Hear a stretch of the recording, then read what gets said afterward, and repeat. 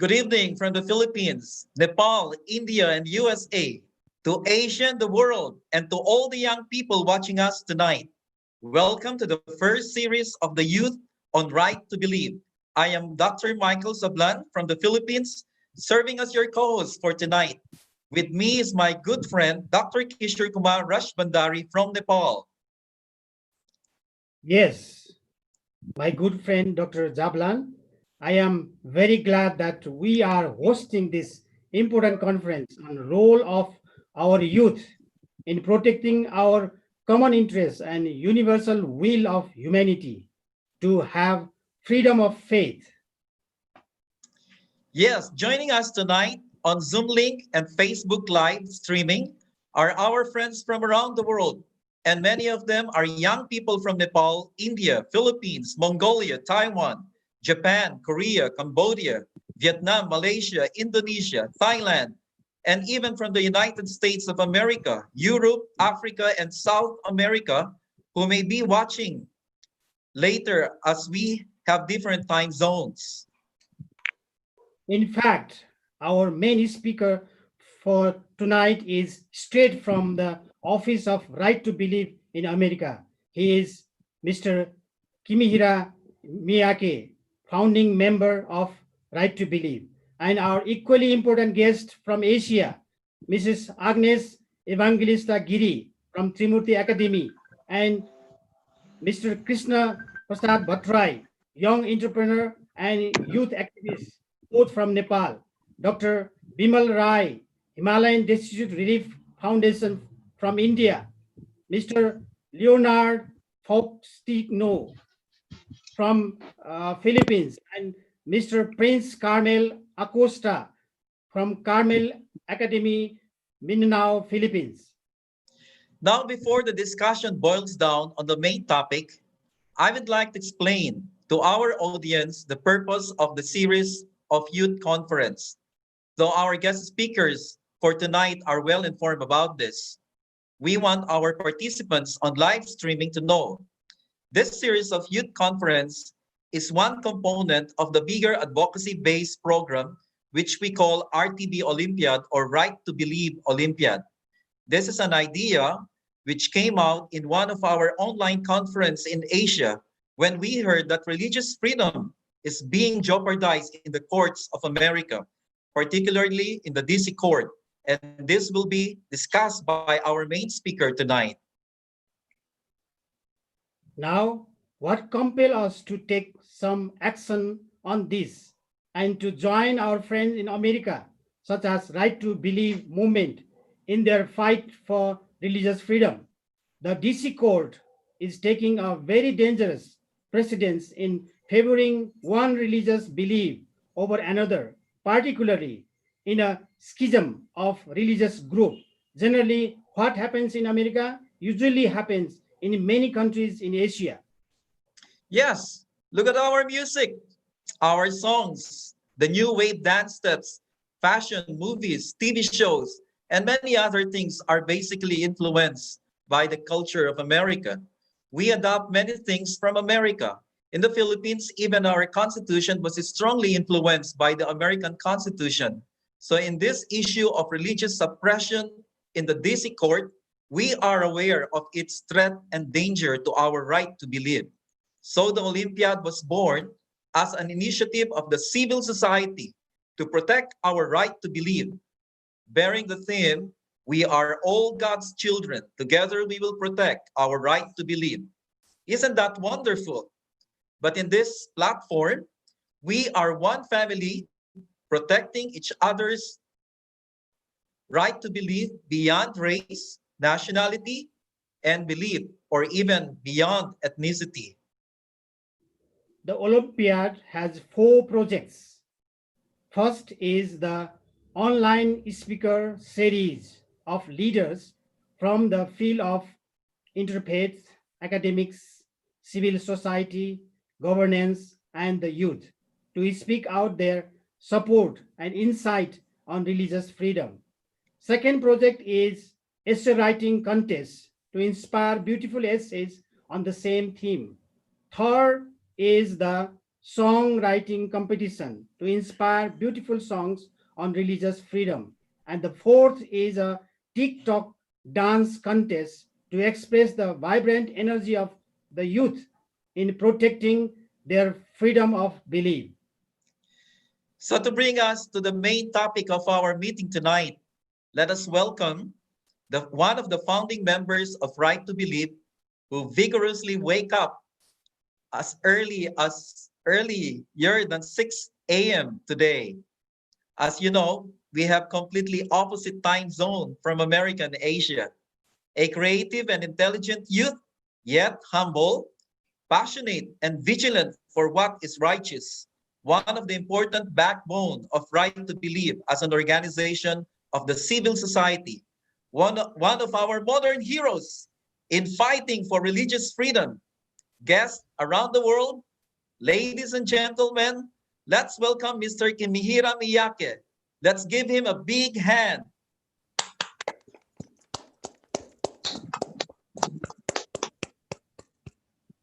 Before his presentation, I would like to inform the guest speakers that you are free to ask questions at the end of his presentation or make your comments and opinions. We will also do our best to interact with those on the Facebook Live and entertain at least one or two questions from you. Yes, Mr. Kimira Miyake, you may now have the floor. Thank you, Dr. Zablan, and thank you, Dr. Kishore, for your invitation today. And also, I want to thank you all for joining us in this online discussion. First of all, my thanks extend to all of you because you sent your voice to the DC courts, which is encroaching on your right to believe. And your voice has been recognized. And we will continue until your voice is heard. I want to revisit some of the founding documents of significant institutions like the United Nations. In the Declaration of Human Rights, they state everyone is entitled to all the rights and freedoms set forth in this declaration without distinction of a kind, such as race, color, sex, language, religion, political or other opinion, national or social origin, property, birth, or other status. The US Constitution clearly states that Congress shall make no law respecting an establishment of religion or prohibiting the free exercise thereof. So we are now expressing our right as we peacefully assemble, and we're petitioning the government to redress our grievances through this campaign. I pulled a few quotes from for us today to consider related to this matter, and these are all quotes from our founding fathers who thought through what this nation should represent. Thomas Jefferson said, "I am for religious freedom, and I'm against all maneuvers to bring about a legal ascendancy of one sect over another." James Madison said, "There are more instances of the abridgment of the freedom of the people by gradual and silent encroachments of those in power than by violent and sudden usurpations." So what are the main issues related to right to believe? So I'm going to pose some questions. What if the government tells you that you are wrong in what you believe in? What if the government not only tells you that you are wrong, but they are punishing you for what you believe in? So not only that they're telling you that you're wrong, but they are also punishing you for what you believe in to be right. What if there's a hostile group that is using the court to bully your group into submission, to get you to believe in their belief system? Again, Thomas Jefferson said that I am for freedom of religion and against all maneuvers to bring about a legal ascendancy of one sect over another. So remember the questions I put forth. What if the government tells you that you are wrong in your beliefs? What if they punish you for your beliefs?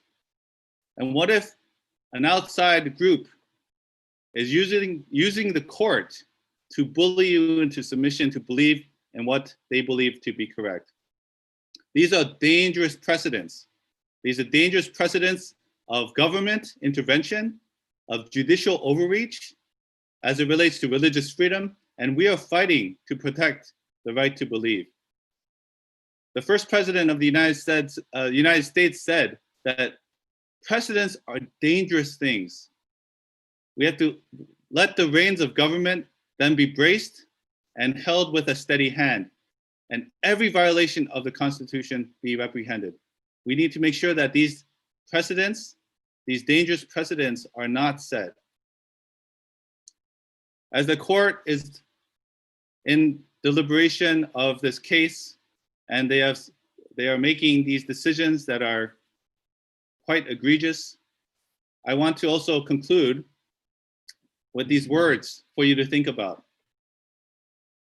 Patrick Henry, another founding father of America, said, "Power is the great evil with which we are contending.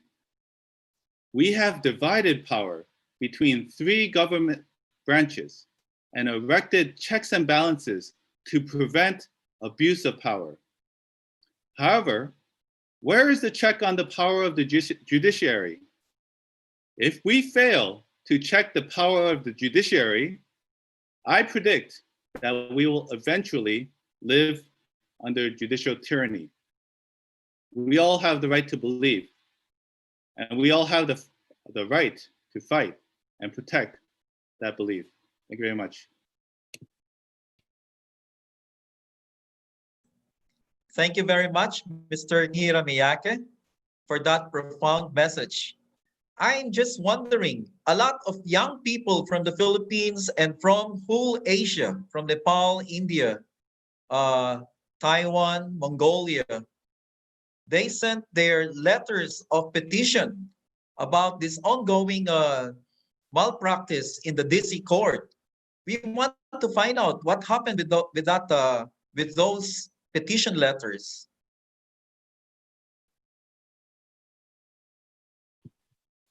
Yes, so your petitions, again, thank you so much for showing your support for expressing the right to believe.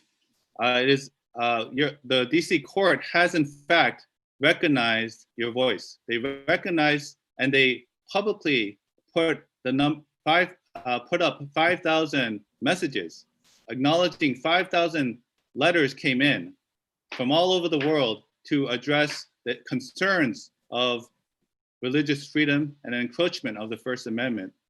But we are continuously trying to push to make sure that they hear the voices and they understand and receive our message rather than just acknowledging it at this point. See, thank you for that. It's so wonderful to know that somehow they have been recognized by the DC court. And that's really important for us because once we raise our voice, we want to be heard. And basically, this is what young people are expecting. So what about our guest speakers from the different countries? As far as I know, they also did their best to support the making petitions to the DC court. What compelled you to do these petition letters? Anyone from our guests can start?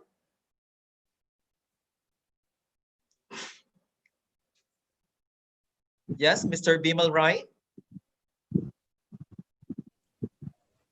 The reason behind supporting Right to Believe campaign is very clear that living according to our beliefs has been an essential part of our life since generation to generation. First of all, it is a fundamental rights given by the Constitution. And secondly, it protects people's right to survive, verbalize, labor, discover, worship, and perform according to their beliefs peacefully and widely, part by part. And right to believe also benefits everyone. It trains everyone equally, whether it's individual or communities or ritual groups. The liberty to manifest our religion or belief in teaching and practice is supported by the principle, and that principle is freedom of religion or right to believe. And right to believe also allows what a person, group, or religion wishes. From the Indian context, India being a secular state is a no-state religion, which means that it follows no particular religion. It just ensures that no one is differentiated on the basis of religion, eliminating the concept of God in matter of the state.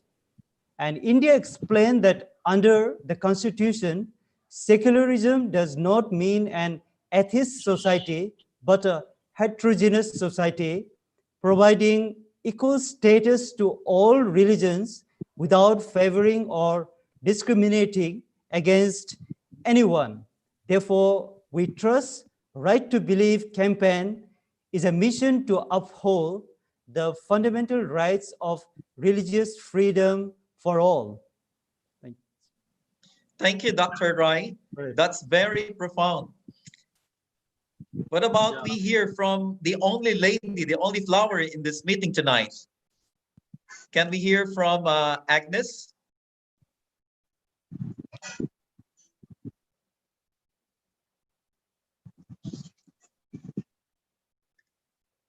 While Agnes is fixing her microphone, we noticed that we have one additional guest speaker joining us tonight, Mr. Sabin Canal. Let's welcome him. Welcome to our live show tonight, Mr. Sabin Canal. You are free to share your ideas and your insights. It looks like Agnes has some technical situation right now. So let's go to Mindanao, Mr. Prince Acosta, the president of Carmel Academy, a young educator. Here in our place, we greet you, love and peace. Here in Mindanao, the unity of Christians and Muslims are getting and improving with the support of the government, especially our president, that most of the resistionist rebel groups of Islams or Muslims are being supported and being taken care of by our president in order that they will not fight the government. So at this time in Mindanao, we are having our liberty to our religion, our right to believe in our own religion. So the problem here already are on the level of economics, not most on religion. So that's for here in part of the Philippines, Mindanao. Have a good day. Thank you very much, Mr. Prince Acosta from Mindanao, Philippines. We have a young entrepreneur here joining us. We want to hear his voice, Mr. Kipi Bataray. Yeah, thank you very much, Dr. Dablan, and thank you very much, our Right to Believe team from USA, Brother Kimihira. Actually, I really thanks to Right to Believe that they have raised this issue, that we all should know that religious freedom is the fundamental rights of every human beings. The society that we have today is really a universal society, and the society that we are living today is really very combined. It's a really joint. What will happen in USA will really affect to our country at the same time in the different country of the world. So that's why the voice that you have raised in through this platform, Right to Believe, I really believe that it will help to protect even our rights here in Nepal and throughout the world.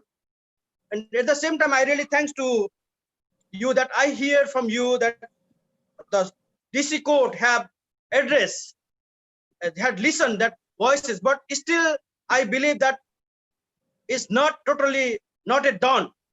That's why I really ask the Right to Believe team in America, the USA team, to really move forward with the very powerful message that youth of Asia, and especially here, I represent the Nepal, this country, our Nepalese youth are with you, and they will totally unite and support for this freedom and the message that you are carrying on to protect the all individual rights of this youth of our country, Nepal. Thank you very much, Zablan. Thank you very much, Dr. Kippy. Zablan, for this. Yeah, thank you very much. Thank you. Agnes is back in the screen. Let's hear from the only lady in this meeting.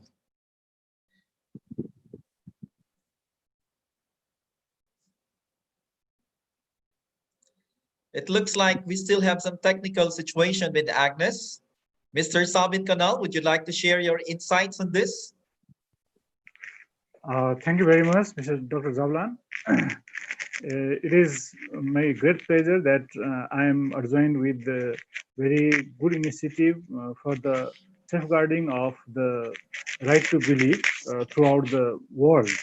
Actually, since America has been the role model for all the human rights lovers and democratic people in the world, so DC court, as has not been according to its constitution, the people around the world get this one as a very serious threat. So awareing the people, warning the DC court and the government of USA, it becomes a very primary function, primary duty of the whole youth of the world, especially those who are already associated with the movement, unification movement, or the movement of Hinduism.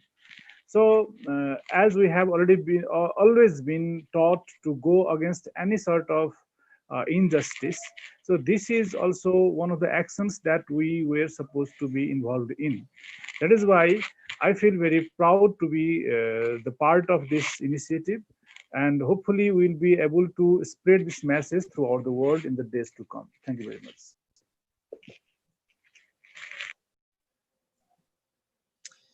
Thank you, Mr. Sabin Kanal, for your encouragement. Now we finally have Mr. Leonard Faustino from the Philippines. It's actually my fault for being late in sending him the link. Mr. Leonard, we're on the discussion now on religious freedom, and the reason why majority of us from these different countries of Asia came out and shared our voices in support of religious freedom in America, particularly with the initiatives of Right to Believe. So in any moment that you would like to share your insights, you can come in. If Agnes is ready, she can also come in anytime that she likes to speak. If you have any questions, speaker, you are also free to raise your questions. Dr. Kishore, do you have other questions?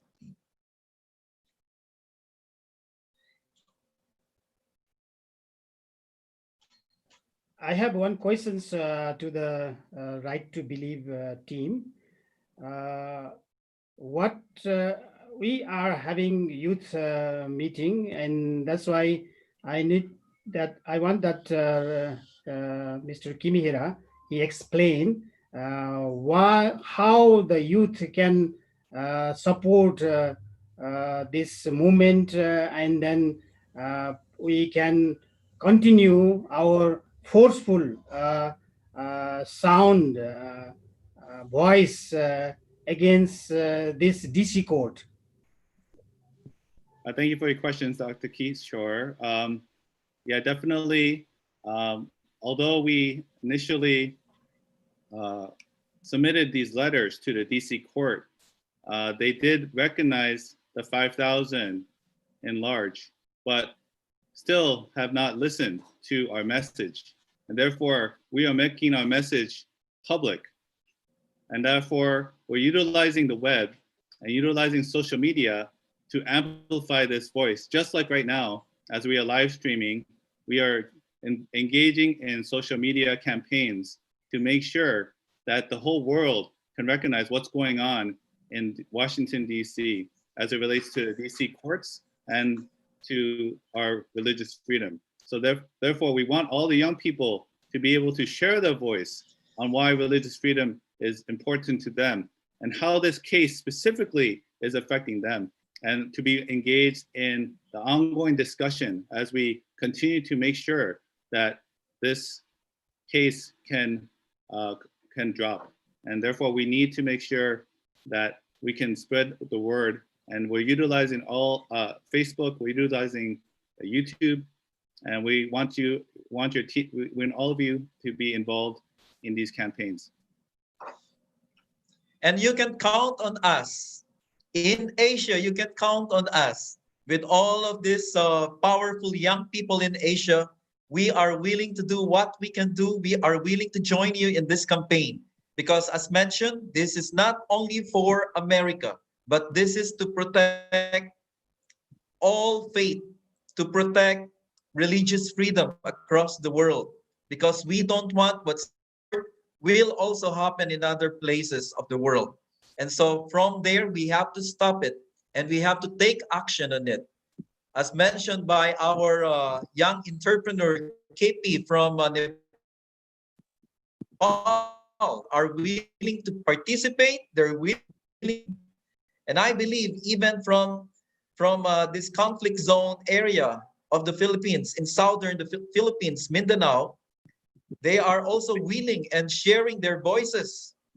And so we are with you. You can count on us on this.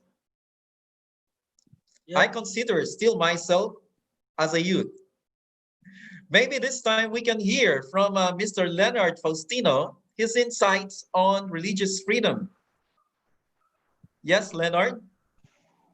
Hi, thank you, Sir Michael. Well, good morning, good afternoon, and good evening to all the viewers right now. Well, Kenny shared several quotes from Thomas Jefferson a while ago.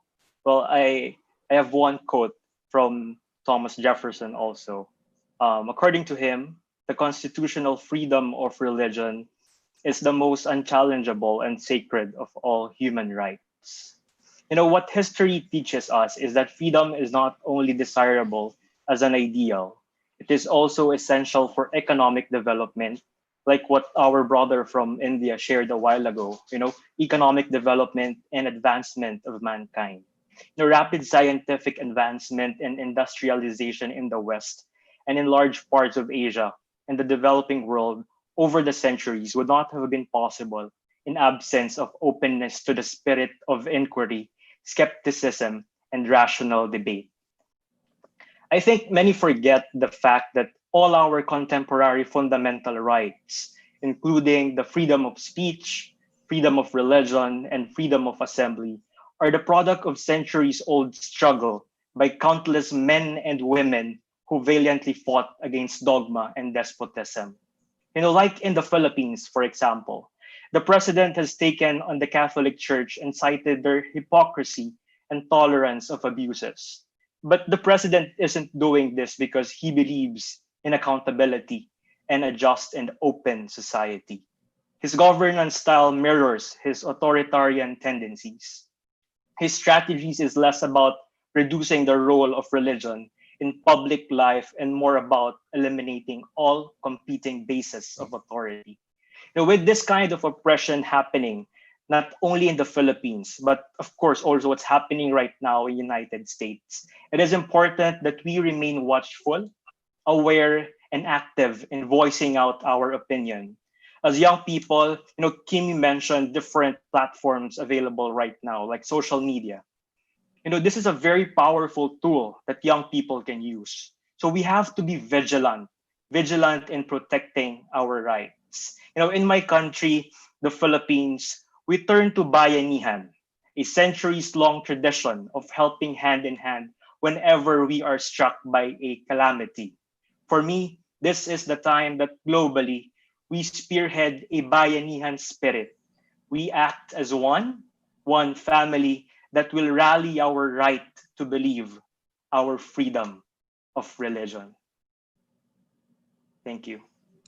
Thank you, Mr. Faustino. Although I do not agree to what points that you have mentioned, particularly with the president, I won't comment right now.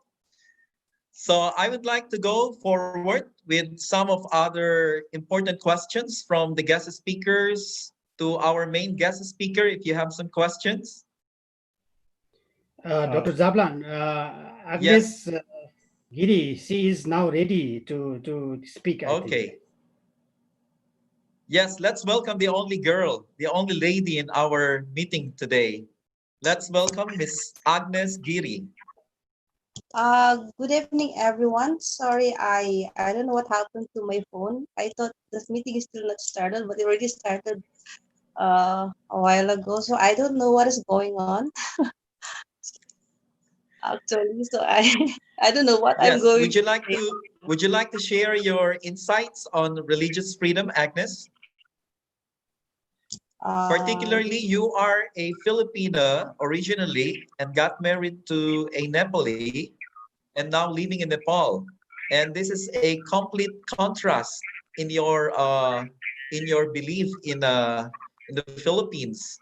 And so how is your views in terms of religious freedom now that you are living in Nepal?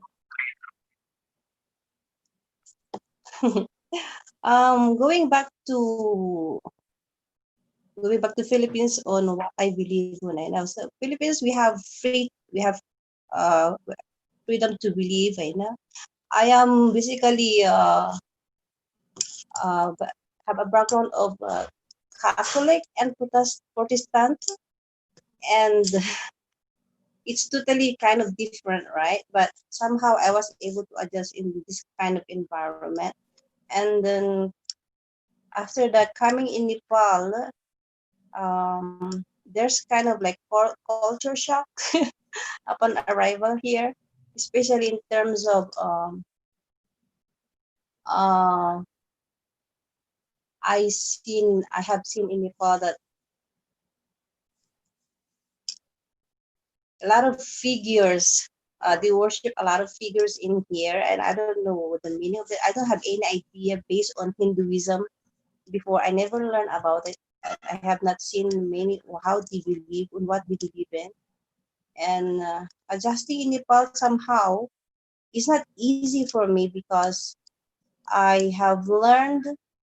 I don't know if it's okay to mention about uh, after meeting Reverend Moon, learning his principle and his teachings that we are free to believe whatever we want to believe, and we have the freedom to follow any religions that we want to follow, and we have to respect any religious belief. And that's why upon arriving here in Nepal, it's not difficult for me to adjust. I was able to adjust quickly. In some ways, tradition maybe some kind of difficulties in adjustment, I know, but religious ko ba nito means I have no, I'm open-minded person, so I don't have any difficulties. I cannot say more about that one. I also Buddhism also is here. It's my first time to enter in a monastery, and it's quite interesting how they worship God, their own Buddha and other things.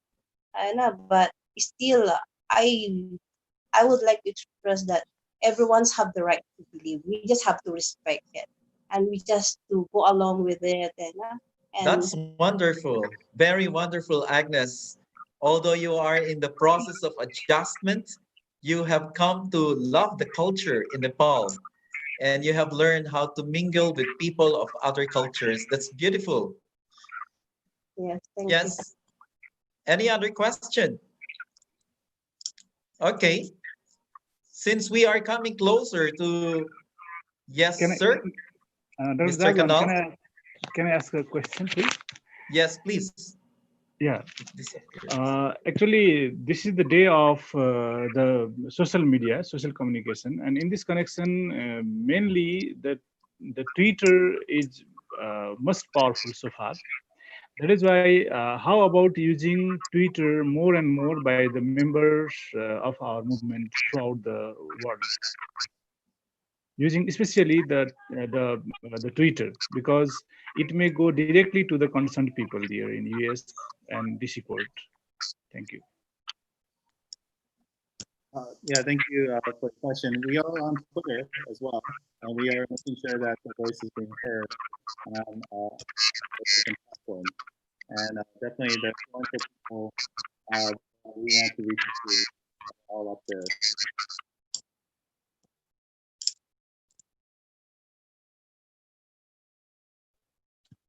Uh,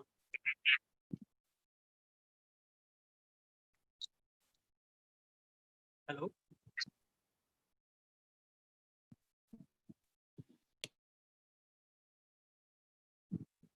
Hello, brother Kimihira. Oh, you didn't. Yeah, Sorry, I have one. was I in Yeah, mute? I have one question to you. Actually, by the First Amendment of American Constitution, is the religious freedom, the freedom of religion is already protected by the Constitution of America. But still, why the court of DC is involving in this religious case and is not really uh, not yet, this is not decided, not yet really done. So how you look on this basis that why still DC code is not really in protecting this the amendment that America had. So what do you think about this? Can you have some insight on this? Yeah, thank you for your question. The reason why there was an effort from all of us to express our voice was to show that this case itself is really a religious issue, that it is a matter of interpretation of what the unification movement is all about in terms of the theological framework, the structure, and succession. And the DC court still does not understand that this is a religious matter. Yet a lot of the decisions that they've made have been religious in nature, if you look at the documents and decisions that they've made. And therefore, we're trying to show to the court that the decisions that they're making are religious decisions, that they are themselves interpreting what this movement is all about, that they themselves are making decisions about how this movement is supposed to be structured. And therefore, we are showing that they are they're making a mistake in not seeing this as a religious matter. So that is our main effort with our campaign. So it is unfortunate that they have neglected to understand that this is related to our religious freedom, but therefore we are trying to make sure that our voice is clearly heard and that they can understand and therefore do away with this case. Is this an isolated case in America, this situation raised by Kippy? There's a lot of complicated cases related to religious freedom in general. And religious freedom itself is being targeted in the United States related to even basic beliefs. And to have the court intervene in these matters is actually very unprecedented.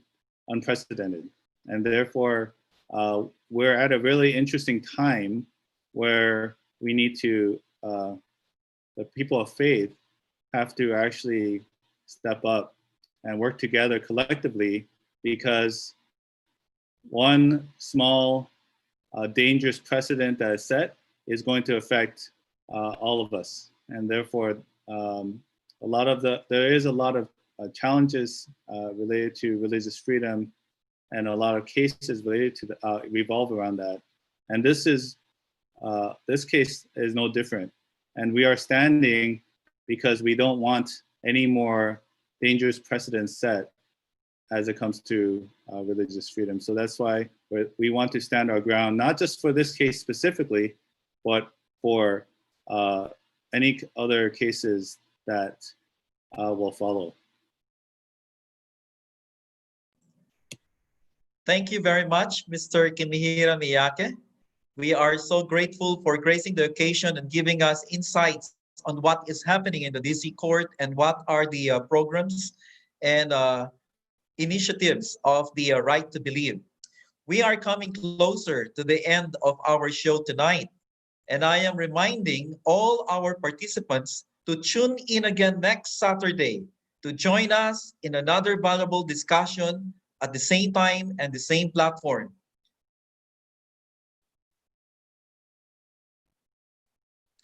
Dr. Kisher, you are every watching to join the different projects of Right to Believe Olympiad. You will see the launching of these projects soon at the webpage of Right to Believe.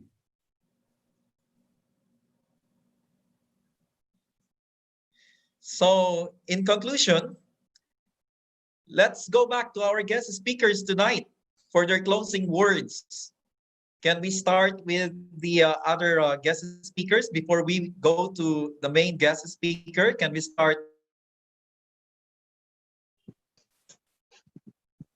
Yeah, thank you, Dr. Dablan. I truly believe that our Asia is the place of religious heritage and also is our identity. That's why even in Nepal there's so many religious background, and we are really living together as a one family. Is a big family of religious group. That's why I really believe this this right to believe the content, the platform you have created, and you have raised the voice of the voiceless people.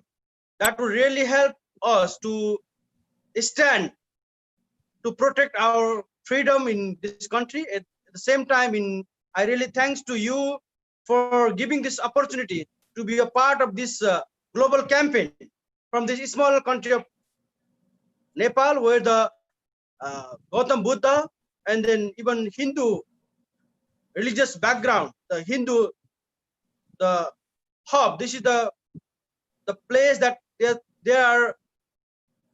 The Gautam Buddha was born, and then this is also the country that we have the highest peak of Himalaya, the Mount Everest. That's why I really believe this, our voice and our message from this country of Nepal will really help you, and then also to the world, the global community, to stand to protect our freedom. And I will, as a youth leader, I will really educate our youth.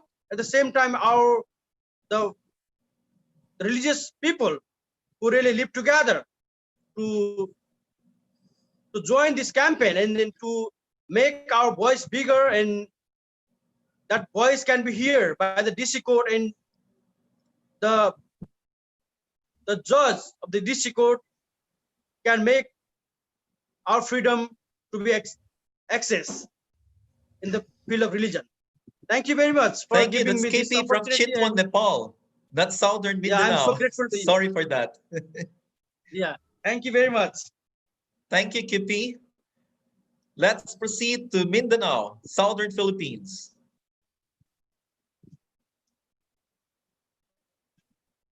To all the people of the world who believe in our right to believe our religions, we are so thankful that you invited us as a representative here in Mindanao. As most here before, for how many years, we are suppressed to their belief.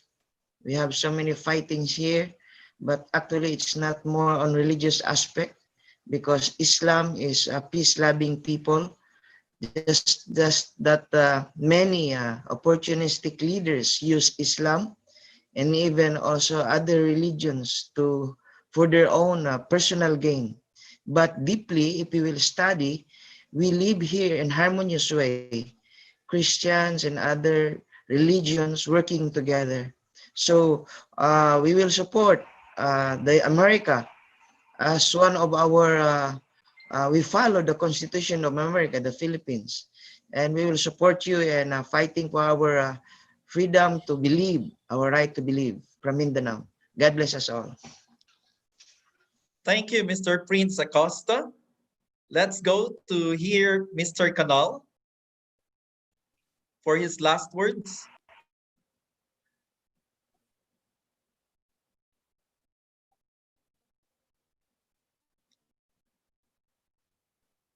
You are still muted, Sabin. We can't hear you.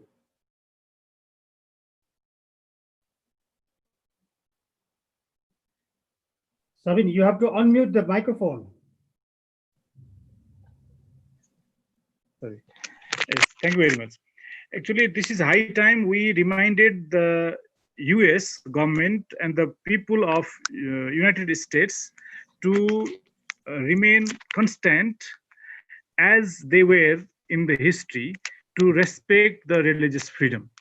If they go off the road, then actually they will derail from their precedents. That is why this is high time they should properly focus on maintaining their standard so that they can remain top of the world and so that they can remain the leading nation in the world. Otherwise, actually, in the worldwide phenomenon, we can see nowadays also after during the pandemic also that there are the nations which are about to surpass the US.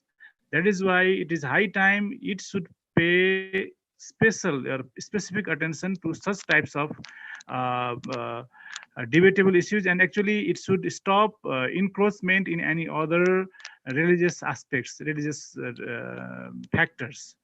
That is why at the same time we should be properly focusing on awaiting the people of the whole world to make the government of US aware about its duty. Thank you. Thank you very much, Mr. Canal. Let's now proceed to India. Dr. Rai, for your closing words. Thank you. Right to Believe campaign started from United States, and American culture attributes have found their way to India in the form of glamorous and development. And in recent years, this image of America has been amplified by virtue of American English exposure in Bollywood films, and American culture has greatly increased in prevalence and popularity over a few decades. And all aspects of the American culture have manifested in various forms throughout Indian culture. From food to films, American culture can be seen everywhere. Dance is a fantastic expression of free will, energy, and emotion, and Western dances are able to exude these characteristics wonderfully. And the recent improvement in social media and technology have made easier for Hollywood to come to India. And the young generation have a great craze of English movies too. And the politicians also don't lag behind organizing big events in United States entitled like Howdy Modi. And the impact of that events in India was so loud that the President Trump shows his enthusiasm to visit India.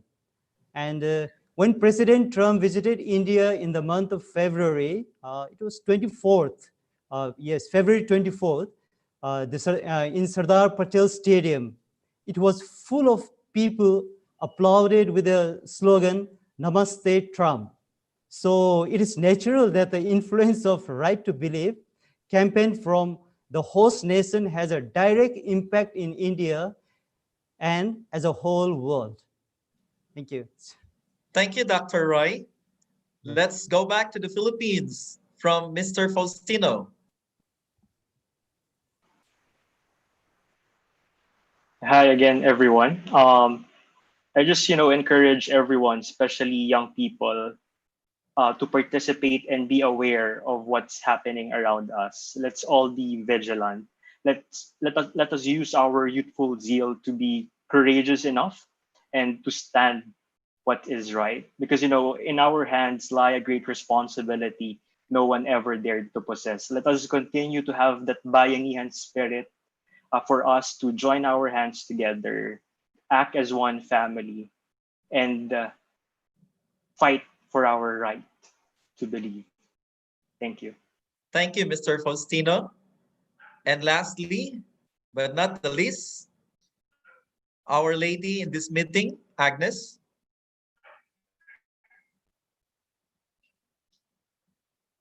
Um, um, I don't have. I have only few words to say. Um, I believe that all young people have to express what they believe in. Suppressing them on their rights to believe will turn them into either a villains or a heroes. We believe that young people are the hope of our nations. If we will encourage them and we will support them with on what they believe on, they could become a supporters or of our countries instead of becoming a problem. As we could say to the young people nowadays are leading a wrong way instead of in the right way. So religious peoples have the responsibility to guide these young people to become the hope of every nation, and especially leading a life of religious life, believing of practicing of what they believe in that leads them to become a better person that could help other people, especially to themselves, especially nowadays. Young people are vulnerable to problems. They run into, when they have problems, they run to drug addictions, prostitutions, and killings, murders, crimes, and others. Instead of going or connecting themselves to God, repenting, or asking help to their elders, but instead they go in the wrong way. But through their belief, okay, now guiding them the right way, it would make them, and we could say that they are still the hope of our nations. So that's why I hope that we could support this right of to believe program, and once again put our youth into the right path and the right way, so that they will not lost their way. We have our responsibility to educate them and to lead them to the right path, so that they will not lost their way. And thank you. That's all I can say. Thank you, Agnes. Mr. Miyake, for your last words. Thank you again, Dr. Zablan, Dr. Kisha, and all of you who are showing your support for this campaign. Very moving to see many people from different nations standing together to support and protect the right to believe. And especially in this region of Asia, it's very encouraging to be able to see this kind of support and alliance. I feel like I know most of you might have heard that the U.S. Just made the foreign policy priority and agenda is to actually make sure that religious freedom is protected globally. And as long, and I think right now I feel like although America, we are also fighting for your right to believe, you're also showing your support for America at this time to make sure that we also do not lose our religious liberty. So thank you very much for your support. And I'm really excited about this campaign, this Olympiad, where you will express your religious freedom in song and dance and writing. And I look forward to rebuilding and revitalizing this culture within our young people so that we can be a generation that can carry forth these very fundamental values and principles that can really lay the foundations for our nation to prosper and our world to really embrace each other as one global family. So thank you very much. Thank you very much, Mr. Kimihira Miyake. Dr. Kisher, my good friend, we are about to close now. would you like to share your parting words? Thank you very much, Dr. Zablan. And then I also want to thank RTB representative, Mr. Kimira Miyake, and also all the guest speakers coming from different countries. Actually, to lead life, we need ideals. And these ideals is just like a backbone of our life. And this ideals is different with our relationship with our creator God. How much we are closer to him, depending on that, these ideals are different. That's why we have different belief. And it is not only that we need to protect the right to believe of the institutionalized religion, but also there are spiritual belief systems people are adopting. They might have come up with better ideas, maybe. And that's why this right to believe is not only the right given by any constitution of any country, but it is given by God, so that people can improve in their ideals and then come closer to the kingdom of heaven that God wanted to establish finally on this earth. That's why right to believe is fundamental right given by God to every human being. That's why to protect this is the duties or responsibilities of every human being, especially the youth. That's why we are joining together in this very good cause for protecting right of the people to believe in their own ideals. I am very much happy to join with this, and I thank once again everyone for joining this movement. Thank you very much. Thank you very much, Dr. Kisher. I would like to give my parting words, particularly to the DC court. Young people of Asia just started coming out, and we will build up. We will not stop. We will watch you.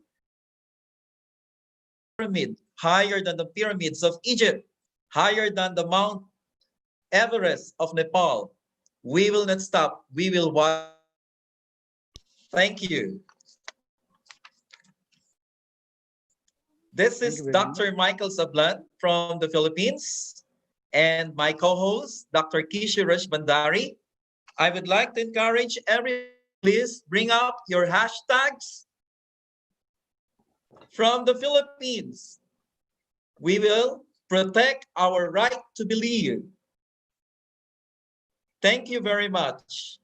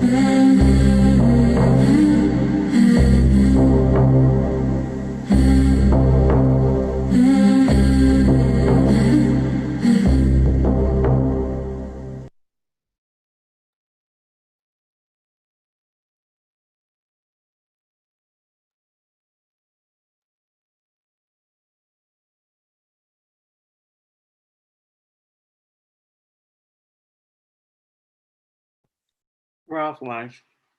Thank you.